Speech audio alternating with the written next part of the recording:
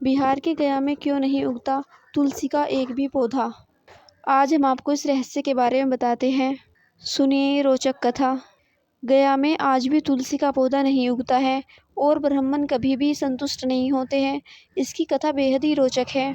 सनातन धर्म की मौस्य स्थली गया जी में विष्णु पद मंदिर है, लेकिन विष्णु जी पर चढ़ने वाला तुलसी का एक भी पौधा वहां नजर नहीं आएगा। पितृपक्ष के दौरान पिंडदान करने गया जी में और अनेकों दूसरी जगह पर जाते हैं।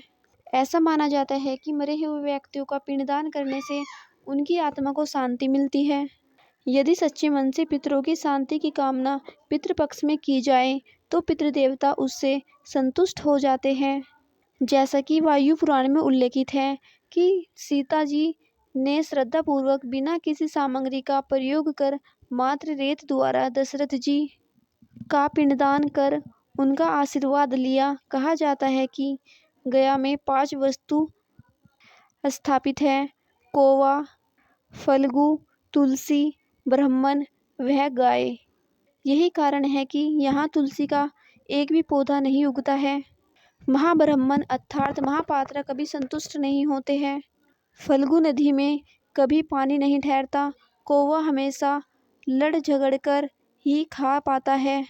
ये सब बातें सदियों से चली आ रही है, उसकी परंपरा है, जिससे हम आज भी पूरी मान्यता और विश्वास के साथ ग्रहण करते हैं।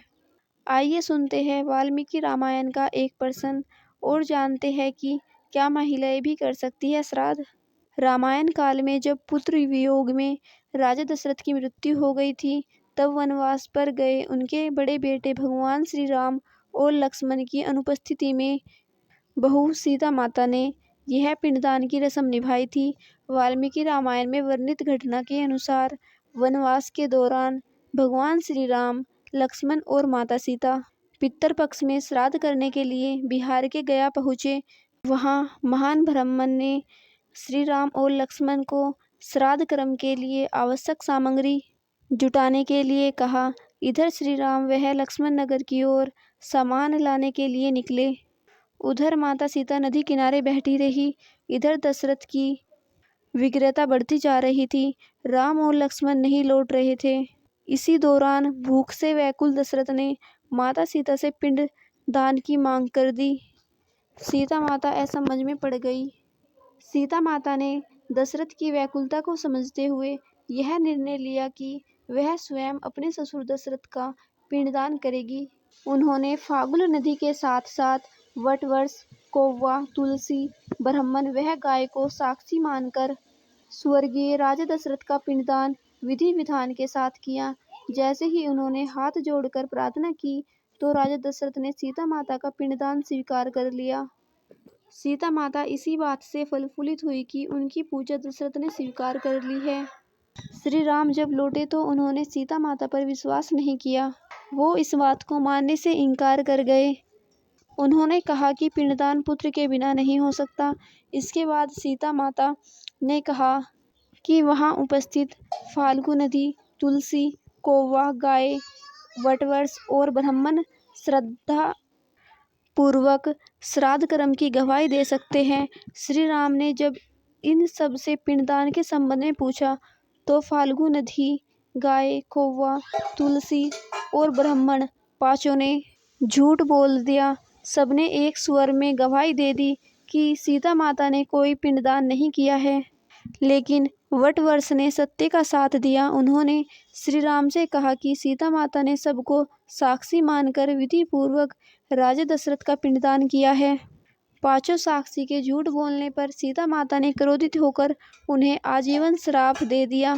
फाल्गु नदी को श्राप दिया कि वह सिर्फ नाम की नदी रहेगी, उसमें पानी नहीं रहेगा। इसी कारण फाल्गु नदी आज भी गया में सूखी है। गाय को श्राप दिया कि गाय पूजनीय होकर भी सिर्फ उसके पिछले हिस्से की पूजा की जाएगी और गाय को खाने के लिए दर बदर भटकना होगा। आज भी हिंदू धर्म में सिर्फ गाय के पिछले हिस्से की पूजा की जाती है। माता सीता ने महान ब्राह्मण को कभी भी संतुष्ट न होने वाला और कितना भी मिले उसकी दरिद्रता हमेशा बनी रहेगी ऐसा श्राप दिया। इसी कारण महान ब्राह्मण कभी भी दान दक्षिणा के बाद संतुष्ट नहीं होते। समाज में उन्हें अछूत ब्राह्मण का दर्जा मिला हुआ है। सीता माता ने तुलसी को श्राप दिया कि वह कभी भी गया की मिट्टी में नहीं उगेगी। यह आज तक सत्य है कि गया की मिट्टी में तुलसी नहीं उगाया जाता। कौवा को हमेशा लड़ झगड़ कर खाने का श्राप दिया था। कौवा आज भी खाना अकेले नहीं खाता। माता सीता ने जहाँ इन पांचों को श्राप दिया, वहीं सच बोलने वाले वटवृक्ष को आशीर्वाद दिया कि उसे लंबी आयु प्राप्त होगी। वह दूसरों को छाया प्रदान करेगा। पतिव्रता स्त्री उसका स्मरण करके अपने पति के दीर्घायु की कामना करती है। मार्कंडेय पुराण में कहा गया है कि अगर किसी का पुत्र ना हो तो पत्नी ही बिना मंत्रों के श्रद्धा भाव से श्राद्ध कर्म कर सकती है।